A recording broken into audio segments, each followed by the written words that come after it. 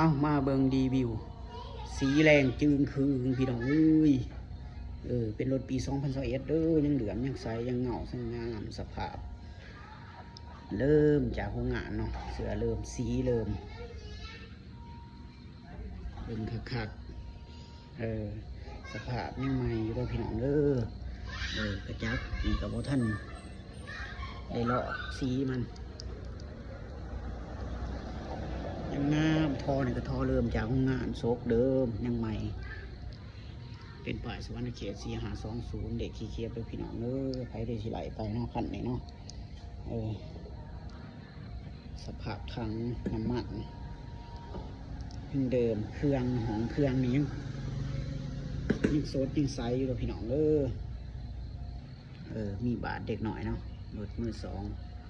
ที่สำคัญมีหนังสือครบเลยจากเบื้อง20 บาทจังหน่อยเนาะจากดี4 บาทน้อยหนึ่งสภาพโดยรวมในเก่า10%ให้รถคันนี้เด้อจากดีแอร์เย็นเนาะพี่น้องเนาะเอามาฟังเสียงนำกันเบิ่ง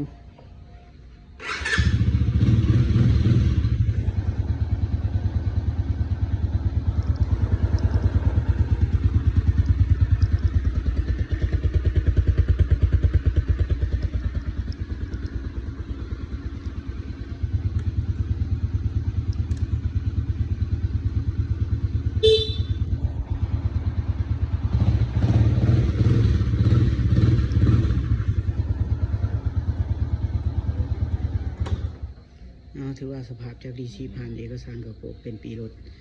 ถปี2021หรือพี่น้องสนใจกระทักทายสบายดีรถอยู่ปากเซคลินิกเซโรนเนาะ